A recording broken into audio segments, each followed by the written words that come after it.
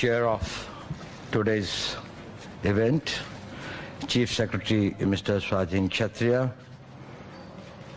distinguished members on the dais, Mr. Bharat Doshi, Mr. Bam, Mr. Arun Bongiwar, our head of the trustees group here, Ms. Pratima Doshi, Mr. Garmani, and all other distinguished friends here. Ladies and gentlemen, I am grateful to the Foundation for giving me this opportunity to come and interact with you on a subject about which the credibility or the doubts about the credibility have been seriously raised by my dear friend Mr. Bam. You would only be wondering that how much you can trust me what I say. Particularly, he is telling that I'm a man of operations, so the question of conflict of values is probably, I am not the most competent person to say that.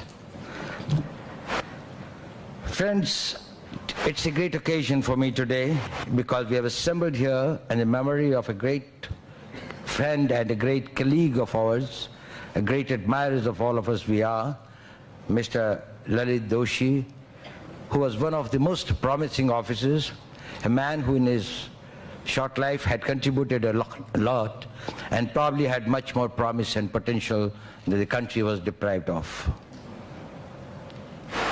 I had the occasion today of meeting some of his family members, and I can well understand that it must be a certain amount of a solace for them that so many of his friends, so many of his admirers still remember him and remember him with a lot of respect. As told by the Chief Secretary, I was here a few days back. That was last Thursday. It was an event of a sort in Mumbai. And in the evening, somebody tweeted me a statement by an important leader that state-sponsored killings diminish us all, reducing us to murderers. This formulation literally means that all coercive instrumentalities of the state, made with the army in the battlefield, made with the police killing the terrorists in Taj Hotel, may it even be a private citizen exercising his right of private defense because he is empowered by the state instrumentality of the law to exercise that, should he use his caution that deprives anybody of his life, he reduces himself to the status of a murderer. Because the formulation is very clear. State-sponsored killings. Now what is state-sponsored here? It means is this, that is anything which has got the approval and the legal sanctity of the state, diminishes us all by reducing us to murderers. I am not going into the propriety, the expediency, the correctness of the statement.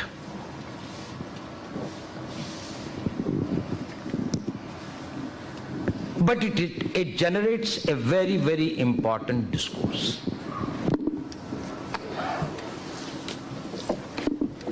It is a discourse about the conflict of values. It is a real discourse that we should all look into very, very seriously. In introspection, a large number of us who had been in the government or even in any decision-making capacities have faced this dilemma many times. There is something which is in the public interest, in the larger interest of the nation, in the larger interest of the generations of Indians who have yet to take birth. But there are your own values, your own thinking, your own faith systems, your own beliefs. Should there be a conflict, how do you sublimate it? How do you resolve it? I recall that after September after 9/11, September 9 in US Twin Towers attack, addressing the US Congress, President Bush had made a statement. America values its freedom.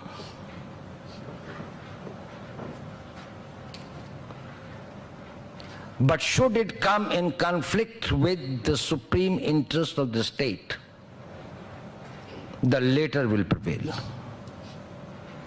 That is, the freedoms which are guaranteed by the Constitution, which are sacrosanct, also will be subordinated should it come that the state has to be protected, the supreme interest of the country have to be protected.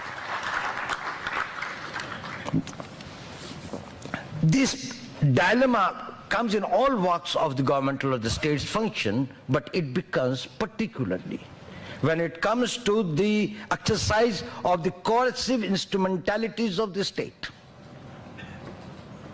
There has always been a talk about just wars and unjust wars, correct interventions and incorrect interventions by the foreign powers. Now, firstly, let me tell you that this dilemma is real. It is not hypothetical, imaginary, or a political posturing. This is real. This happens in the life of all those who have practiced, if I may use the word, power in one form or the other, where you are involved in decision making. Even the scriptures have addressed it and come to their own conclusions. You know, in Gita, in chapter 2, there's a very interesting verse which it deals with it. It says, what can you do when there's a dilemma? How do you resolve this dilemma? And it says, Sukhe dukhe samay krata, labh labho jaya jayo, tato yuddhaya yuddhasya navam papa mavapasyasi. If you can bring pleasure and pain at the same pedestal, if you can bring the loss and profit at the same pedestal, victory or a defeat also at the same pedestal, that is, there is nothing for you in this. And thereafter you do whatever you have to do in the battlefield, you will be committing no sin. It is not for yourself. It is not for profit, it's not for name, it's not for fame, it's not for money, it's not for wealth, it's not for power. It is for a higher cause. And you know, even in Quran, in Surah 2, there's a verse. The Holy Book says that in defense of faith, millat and jamaat, and I quote it, and slay them wherever you find them, for allowing persecution by evil is worse than slaughter. Slaughter is permitted, but accepting the thing of the evil's persecution is not. But it is not. If it is really real, why does this dilemma arise? And why does it remain unresolved till today? There are three main reasons of this dilemma. The first is that the objectives of the two sets of values are entirely different. You need your personal values for your faith system, for your sublimation, for your spiritual elevation, for your material benefit. It can be anything. That is only you. You may like to go to heaven, or you may like to get some siddhi, or you may try to get some great solace or great comfort of your mind or peace or soul, whatever is that. You are pursuing it for that. Whereas the value system of the state is with the objective of protecting the society, protecting the coming generations, protecting those core values for which the society exists. So this conflict of the purpose for which the value systems are there, so there is a conflict. So in my personal life, I tell you that this dilemma arises, that is, I come from a family of Brahmins from Uttarakhand, and my family conventionally was vegetarian family. And I happened to be posted in Northeast for 7 years and then in Pakistan for 7 years. To begin with, I didn't like to be a non-vegetarian. In any case, not that I didn't take non-vegetarian food, but then I wasn't very fond of it. But there was a time when I took only non-vegetarian, nothing else. It looked at some point of time that probably it was not something that's the right thing to do. But soon you sublimate yourself. It's a larger cause. This is a very small example, but what I'm telling is, that is, देश काल पात्र के अनुसार राष्ट्र की सेवा के लिए आप जो भी करते हैं, जो भी समर्पण करते हैं, जो भी सैक्रिफाइस करते हैं, वो मान्य है. तो ये एक स्कूल ऑफ थॉट था कि अगर should there be a conflict, should there be a clash of values, then the higher value in which you have got nothing at stake, because all your self-values have got something in it for you. Your material well-being or your intellectual well-being or your spiritual well-being, but it is for you. You are the epicenter of that value. But when you come to the question of the larger societal values, it is selfless. The second thing is that the states have been really tyrannical. It is not that the states have always been very fair, objective, humane, and correct, both internally and externally. And how do you fight that tyranny? You fight that tyranny through defiance internally and through wars externally. Now, whether it's the Nazi Germany or the fascist Italy, or there is persecution by Pol Pot regime, or there are Idi Amins or something like that, then there is a conflict of values. That is the very purpose which you say, who will decide what is best for the state? So that is the second cause that it arises. But there is a third reason, and which is actually the most practical reason. We say that the values of the state, but how does the values of the state manifest themselves?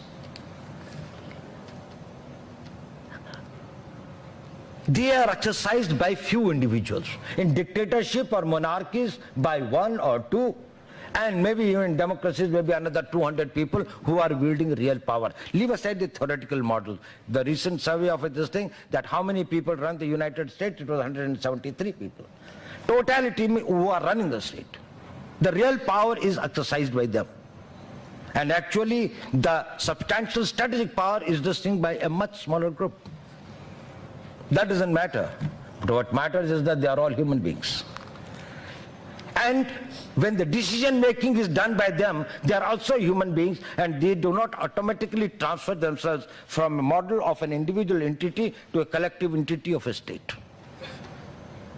Now, once they are human beings, they carry with them their own prejudices, their own values, their own likes, dislikes, and also the self-interest.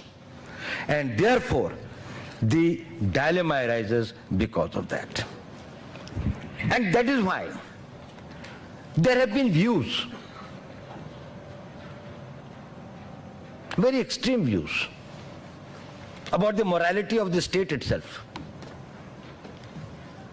Now, Mikhail Bakunin wrote a thesis about immorality of the state. He lambasted the theory of social contract. And he says the child is born and is a member of the society. You say there is a tacit social contract between him and the state. That is, he will abide by the laws of the state will protect him.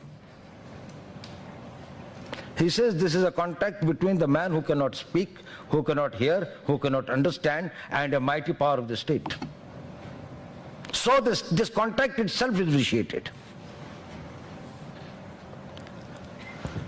And then there had been Machiavellis and others who have been who have preached, on the contrary, of the absolute power of the state.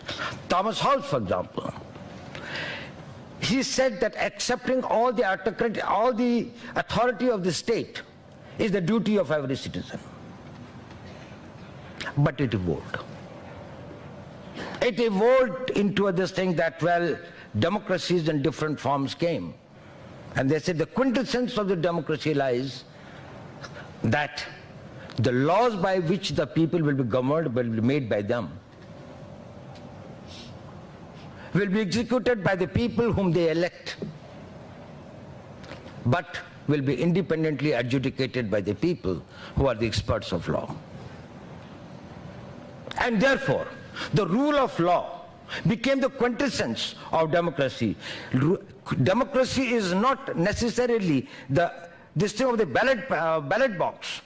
It is about that those who will make the laws will come through the process of the ballot box and will make the laws which will be binding not only on you but also on those who make it.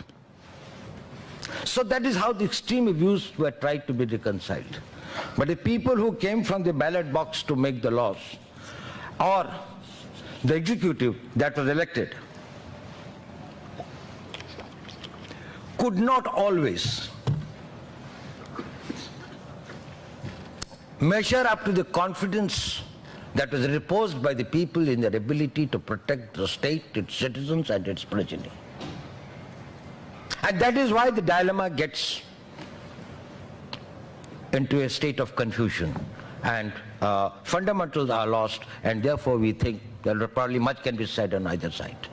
I don't think that much can be said on either side. Let human failings not be taken as the failings of the system or the failings of the concepts and the doctrines.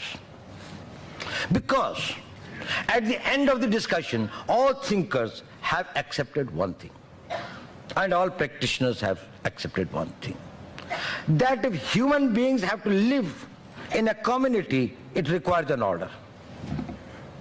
And this order has got to be administered by someone. And for the sake of convenience, we call it a state, whatever the form of a state. If you become a hermit and go to this thing and you are leading a life of total isolation, probably the rules of the state may not apply to you. But if you are a social animal and living in a society, and if your conduct is going to affect my survival status, my pattern of life, then how can you have the total freedom and I too have the total freedom? How can you have this freedom to shoot and I may not have the freedom to defend myself or to retaliate?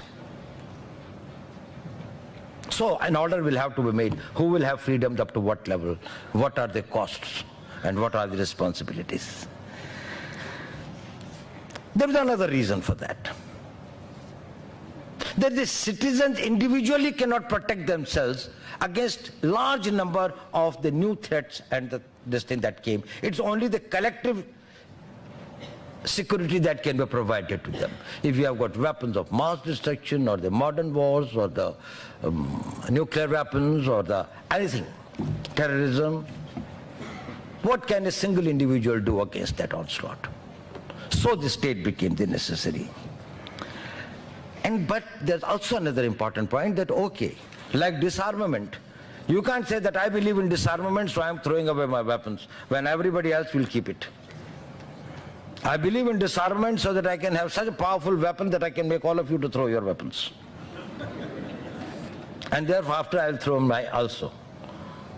But you can't have this thing that living in the community of nations where you are being subjected by pulls, pressures, influences by what the other nations are doing, that you are not in a position to defend yourself, to protect yourself and your people and your citizens. You can't say that somebody has got the freedom to carry on the terrorist acts against you, but you probably think that the state has got no right or a privilege to use its power, which will deprive somebody of his life.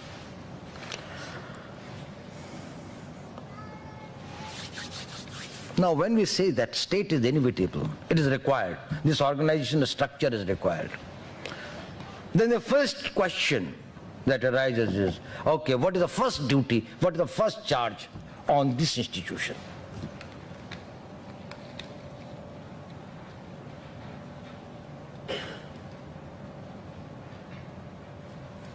From the time that the concept of the state and the nation state and this thing have evolved in many years, the first duty of the state has been to protect itself. It's the self-defense. And that has also been the cause of large number of problems. That is, the state has to protect itself. When we say India, what is the first duty of this government of India? Is to ensure its territorial integrity, its sovereignty, core values of its constitution, security of its citizens, continuity of its institutions, protection of its civilizational and cultural values. That is the preservation, it is the protection of the self. Whatever you decide as the ingredients of the self of the society. Now, in this protection of the self, the conflict of values is automatic. Because when you are protecting your rights in the defensive mode or in the defensive offense mode, conflicts are bound to arise. And those conflicts will sometimes be to my advantage and sometimes to somebody else's advantage. We will have to take the package in totality and accept it. That is, if there's a traffic regulation and the traffic has to move in an orderly way and there has got to be a traffic constable there, then I will have to learn to wait till my time comes. And maybe that somebody is lucky that when his time comes, the moment he reaches, there's a green light. So, asking that there will be a perfect equality at every time, in every situation, in every occasion, and making the comparisons is a logically fallacious issue. It is not sustainable, it is not tenable, it is not doable. It has never happened, it will never happen. But the system in totality must be fair and upright. Now in the statecraft, earlier the statecraft was more confined to the question of wars. The rules of wars were made, the Vienna Convention was made, what are the permissible type of weapons which can be used, what is the type of the mines that can be laid and they cannot be laid, whether claymore mines can be put or no more they can be put. All these things have been settled to a large extent. Prisoners of wars will be this thing. But the days of statecraft through wars is coming almost to an end. Wars are no more an effective instrumentality of achieving your political and strategic objectives in a cost-effective way.